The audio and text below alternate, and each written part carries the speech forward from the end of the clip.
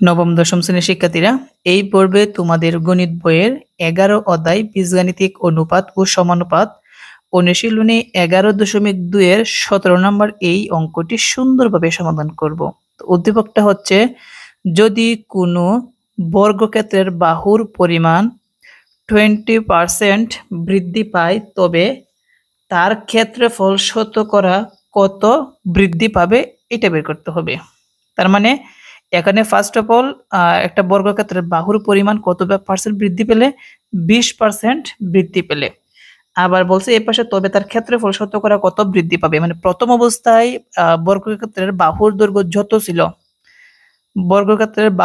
যত ছিল, তার থেকে কত পার্সেন্ট বৃদ্ধি পাইছে, 20%। আর ওই 20% বৃদ্ধি পাওয়ার ফলে ক্ষেত্রফল শতকরা কত বৃদ্ধি পেয়েছে এইটা বের করতে হবে। তাহলে চলো আমরা ক্লাসটা শুরু করি।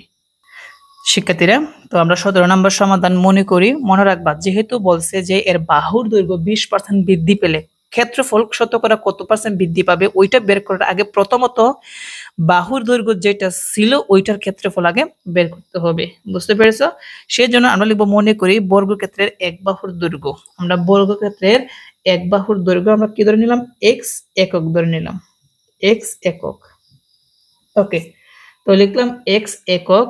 অতএব বর্গক্ষেত্রের ক্ষেত্রফল, আমরা জানি বর্গক্ষেত্রের ক্ষেত্রফলের সূত্র হচ্ছে বাহুর দৈর্ঘ্য স্কয়ার। তো বাহুর দৈর্ঘ্য হচ্ছে এক্স, তার হবে স্কয়ার, বর্গ একক। ক্ষেত্রফল মানে হচ্ছে বর্গ একক। তার মানে প্রথমত আমরা কি করলাম, প্রথমত আমরা করছি হচ্ছে বর্গক্ষেত্রের যে বাহুটা ছিল ওই বাহু দিয়ে আমরা একটা ক্ষেত্রফল বের করছি।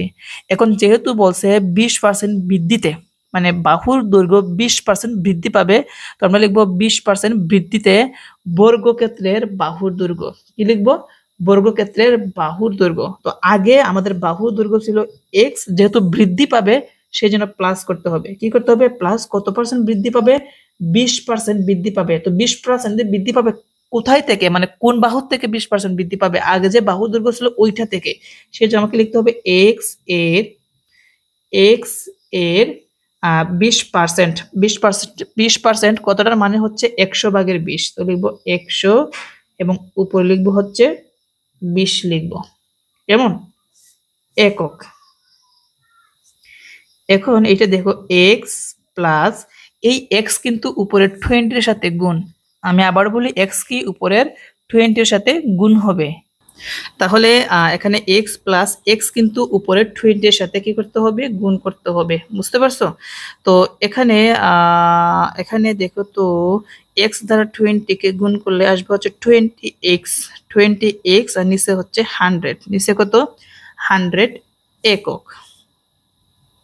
লিখলাম একক। তো এখান থেকে আমরা লসাগু নিতে পারি।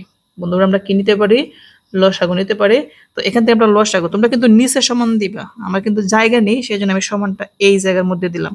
দেখো এখান থেকে লসাগু আমরা নিতে পারি 100। কত লসাগু নিতে পারি, 100 লসাগু নিতে পারি। 100 দ্বারা এক্স কে গুণ করলে হবে 100x প্লাস 100 এর মধ্যে একবার দ্বারা 20x কে গুণ করলে আসবে 20x সমান, এখন 100 এর জায়গায় 100, এখানে হচ্ছে 100টা x, এখানে হচ্ছে 20টা x, দুইটা প্লাস করলে আসবে হচ্ছে 120x।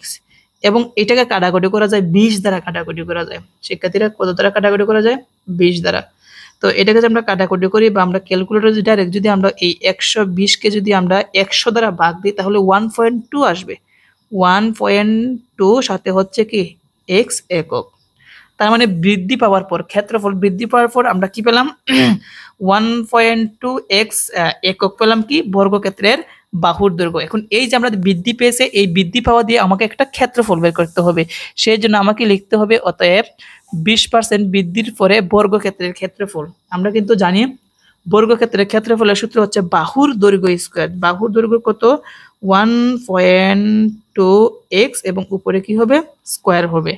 এখন 1.2 কে যদি আমরা স্কয়ার করি, 1.2 কে যদি আমরা স্কয়ার করি তাহলে আসবে হচ্ছে 1.44 আর x কে স্কয়ার করলে আসবে x স্কয়ার, বর্গ একক, বর্গ একক।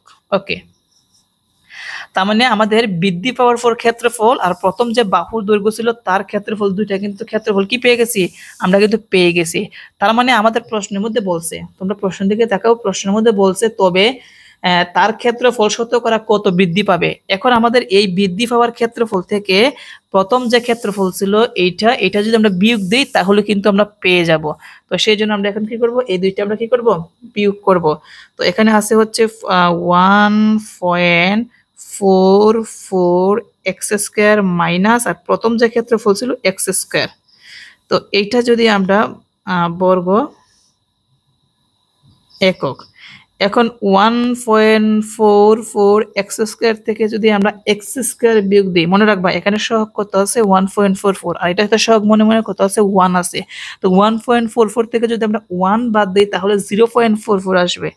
0.44 আর এক্স স্কোয়ার বর্গ একক। তাহলে আমাদের কত সব বর্গক্ষেত্র কত বৃদ্ধি পাবে, এত বর্গমিটার বৃদ্ধি পাবে। যেহেতু বলছে শতকরায় বলছে, কি বলছে, শতকরায় বলছে, এখন কিন্তু আমাকে কি বের করতে হবে, শতকরায় বের করতে হবে। কিসে বের করতে হবে, শতকরায়। সেই জন্য লিখবো ক্ষেত্রফল, আগে ছিল এক্স স্কোয়ার, তো ক্ষেত্রফল এক্স স্কোয়ার বর্গ এককে বৃদ্ধি পায় কত জানি আমরা পেয়েছিলাম, এই যে এটা পেয়েছিলাম। একটু ভালোভাবে দেখাই, এই যে 1.44 না বৃদ্ধি যে পাইছিল 1.00 না 0.44 এক্স স্কোয়ার, এটা কিন্তু আমরা কি পাইছিলাম, বৃদ্ধি পেয়েছিল। তো এইটা আমরা লিখলাম বর্গ একক। অতএব বর্গক্ষেত্র কি লিখবো, অতএব বর্গক্ষেত্র এক বর্গ এককে বৃদ্ধি পায় সমান। তো আমরা জানি এখানে প্রথমটা যেটা আছে এটা যাবে নিচে, এক্স স্কোয়ার যাবে নিচে, আর 0.44 এক্স স্কোয়ার যাবে উপরে বর্গ একক। তাহলে অতএব ক্ষেত্রফল 100, যেহেতু শতকরায় বলছে সেই জন্য 100 লিখতে হবে। শতকরার মান হচ্ছে 100 বর্গ এককে বৃদ্ধি পায় সমান, এই 100 কিন্তু উপরে গিয়ে গুণ করতে হবে। তো আমরা লিখবো 0.44 এক্স স্কোয়ার ইন্টু 100, আর নিচে হচ্ছে কত, এক্স স্কোয়ার বর্গ একক। এখন এখানে স্যার আমরা কাটাকুটি করতে পারি, কি করতে পারি, কাটাকুটি। আমরা যেখানে এক্স স্কোয়ার কেটে দিই, 0.44 ইন্টু 100 কে যদি আমরা ইন্টু দিই ক্যালকুলেটরে, তাহলে আমরা পাবো হচ্ছে 44 বর্গ একক পাবো। তার মানে আমাদের শতকরা কত পার্সেন্ট বৃদ্ধি পাবে, শতকরা 20% বৃদ্ধি পাবে। তাহলে আমরা লিখবো ক্ষেত্রফল বৃদ্ধি পায় 44 বর্গ একক। 44 যেহেতু শতকরা বলছে এখানে পার্সেন্ট লাগাই দিবা, এই যে আমি পার্সেন্টে লাগাই দিছি, এটাই হচ্ছে আমাদের অ্যান্সার। শিক্ষার্থীরা, আশা করি এই প্রশ্নের সমাধানটি তোমরা ভালোভাবে বুঝতে পেরেছো। আমরা মনে করি বাহুর দৈর্ঘ্য এক্স ধরছি, তাহলে বর্গক্ষেত্রের ক্ষেত্রফল হবে এক্স স্কোয়ার, আর 20% বৃদ্ধিতে বর্গক্ষেত্রের বাহুর দৈর্ঘ্য আগে ছিল এক্স, যেহেতু বৃদ্ধি প্লাস হবে, তো এই বাহুর দৈর্ঘ্যটা কিন্তু 20% বৃদ্ধি পাবে। তাহলে আমরা লিখবো এক্স এর আর 20% মানে 100/20। এখন এক্স এর জায়গায় এক্স, আর এখানে এক্স 20 এর সাথে গুণ করলে হবে 20x/100, লসাগু নিলে আমাদের এইটা আসবে। তাহলে আমরা এখন এটা যেটা ক্ষেত্রফল বের করবো, সেই জন্য লিখবো 20% বৃদ্ধি পরে বর্গক্ষেত্রের ক্ষেত্রফল হচ্ছে এইটা। এখন এই ক্ষেত্রফল থেকে প্রথম ক্ষেত্রফল বিয়োগ দিলে আমরা বুঝতে পারবো যে কত ক্ষেত্রফল কত বৃদ্ধি পেয়েছে, সেই জন্য আমরা বিয়োগ করছি এইটা।